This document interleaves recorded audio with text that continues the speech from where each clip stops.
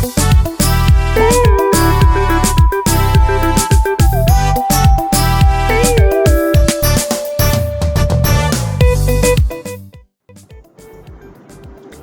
good people. My name is Dr. Rose M.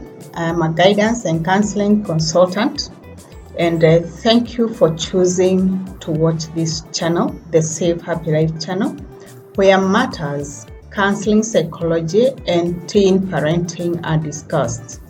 Your support is amazing. It is appreciated. Continue subscribing, continue sharing, continue liking. I love you all. Today we're talking about suicide, but not in the normal way that suicide is normally talked about. Today I want us to talk about us who are left behind by those who pass on via suicide. There is a lot of talk that is given about suicidal ideations, that is thinking about suicide or wishing to end one's life through suicide. Luckily, most of these thoughts are never brought to fruition, or they never see the light of day, because I can assure you that the world possibly would be having half the population, because very many of us have had those very low moments when we wish we were dead, and we even plan about it, we think about it. So suicidal ideations are quite common. Unfortunately though, quite a number of suicide thoughts are realized. They are made into action. Why I say many is because I am sure you who is watching me at this time has had a person who is known to you passing on by suicide. Or maybe closer home, a relative, a close friend, a family member may have passed on by suicide. That's why I'm saying that suicide is common, and that means that there are very many of us who are left behind grieving, mourning our beloved ones who have passed on via suicide. A lot has been said, though I would say not enough, about the depression that is associated with somebody who has passed on by suicide. I would not want us to discuss the mental status of those people, but rather let us focus on ourselves who are left behind by those who have passed on by suicide, as the living, the bereaved by suicide. I would want to start by saying that dying by suicide is normally a lengthy process for the victim. We may not realize it, because if we did, we possibly could do all we could to stop them. The person may either have threatened to commit suicide, may have written a note on paper or in the social media that alludes to something about suicide or alludes to an expression of hopelessness in life, may have visited sites that talk about suicide on the websites, things like how to die fast, how to die by suicide, or even on the reverse, interestingly, may have visited sites on suicide prevention, may have changed their personality and become a loner, may become a depressed person, may have had previous attempts to end their life, and normally the last stage is the actual act. However, this lengthy process does not prepare us who are left behind for the act when it occurs, for the sudden death when it occurs. The person, as the person transits into the next world, he leaves or she leaves behind beloved people who are tormented and in a lot of agony. These people suffer some social effects. They suffer physical and psychosomatic effects. They suffer emotional effects and even psychological effects of this act, which is death by suicide. I would like us to go through these effects in an attempt to help us understand what we feel when a person known to us, a person in our family, a friend passes on by suicide. Please note, we no longer say commit suicide because the act of committing denotes willingness, denotes a wish that really a person has made it come true. Well, in actual fact, we understand that a person who takes their life by suicide is actually a mentally somebody who has mental condition that would have benefited from medical help, that is psychiatry, or psychotherapy from a trained psychologist. So we look at the effects of on the bereaved, on those left behind when one of their own passes on by suicide. Physical and psychosomatic effects. Studies report that those who are bereaved by suicide suffer more physical illnesses than those who are bereaved through natural death. Possibly because some of the natural deaths that we have had our beloved ones passing on by, like long illness, even old age, kind of prepares the mind, prepares us for the eventuality, but not suicide.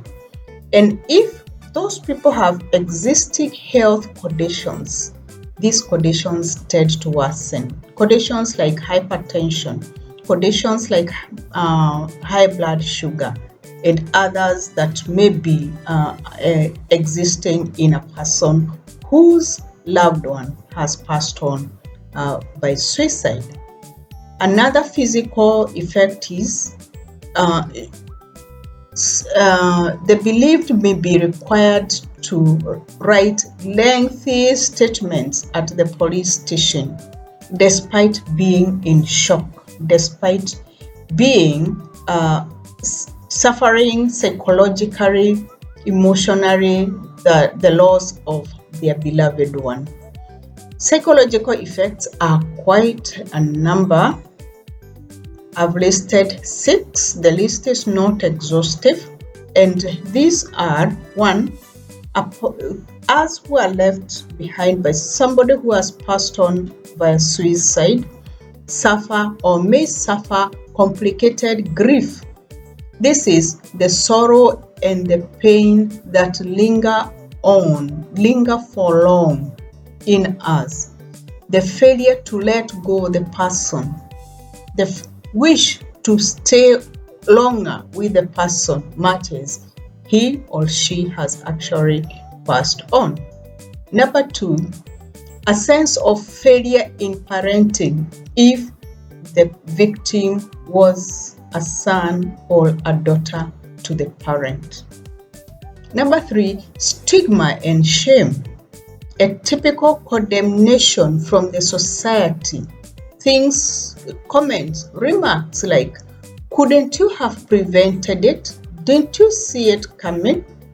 We saw it coming ourselves in the society. Why didn't you see it coming in yourself in the family?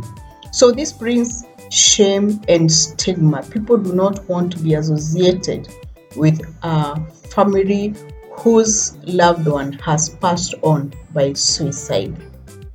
Another psychological effect, number 4, is isolation feelings for the family members and other bereaved persons. They want to be on their own because they feel that the rest of the society does not understand them or condemns them, so they want to withdraw to their own life. Number 5, they suffer anxiety attacks, even depression, as they mourn the person who has passed on by suicide. Number 6, they also tend to have suicidal ideations, especially if the beloved who has passed on was a provider in the family, maybe a parent, maybe a husband, maybe a wife. Maybe children would feel, now mom has gone, now dad has gone. What is there for me? I would also want to follow them. I would also want to commit suicide so that I don't suffer the fact that they were paying for me school fees. Now there's nobody to pay for me school fees. They were providing food for me. Now there's nobody to provide food for me. So I am better off following them. So these suicidal ideations are a psychological effect of in a person whose loved one has passed on by suicide. We look at a few emotional effects. Number 1, we are angry at the person who has committed suicide. Why did you die? How could you die? How could you let yourself to die and leave me, leave us, leave your children, leave your parents, leave your brothers and sisters, leave your friends, leave your fiancé, leave your spouse? Couldn't you have reasoned? Couldn't you wait a little longer? Couldn't you have said? Couldn't you have told me what was going on in your mind? So we are angry at them at times. Another emotional effect is we feel guilty that we were not able to help them at the greatest hour of need. When they needed us most, we were not there for them. As the bereaved, we also we are filled with the regrets. I wish I called him or her when I thought about her. You know that flash that you get in the mind that I want to call so and so, and somehow it fades off, and then the next thing you hear is that they have died by suicide. So you regret, why didn't I pick that call to call them when I remembered them? I wish I did not quarrel with them. I regret having had a conflict with them. Maybe this is why they decided to commit suicide. So these regrets flash in our emotional, they flash in our minds, and they are emotionally draining. Number 4, sadness. We feel sad. We feel helpless because they are gone. Helplessness fills our world for us who are bereaved by suicide. And we also experience some social effects. For example, we shall mention only 2. There are more, of course. Blame by the family if the spouse dies by suicide. We have had cases where a wife has committed suicide and the family of the woman blames the husband for not taking good care of their daughter, for stressing their daughter, for pushing their daughter to a level where they took their own life. The reverse is also true, where a husband commits suicide and the family of the husband, the relatives, the friends, blame the wife, blame the spouse for having stressed them to the level where they committed, or where they actually took their own life. Number 2, a social effect number 2 is feelings of being a social letdown in parenting, particularly if the person who has passed on by suicide is a child, a son, a daughter, particularly when they are young. And these days we have children as young as below 10 years dying by suicide or passing on by suicide. So as a parent, as the bigger family whose child has passed on in that manner, we feel that we are a social letdown in parenting. We were not able to parent the child well, to take care of the child, to bring up the child, to ensure that the child is well provided for in all manner, physical, emotional, psychological, spiritual, and that is why the child felt there was a gap and they decided to pass on by choosing a means of taking their own life, that is by suicide. I hope we have learned something, and I am sure we have.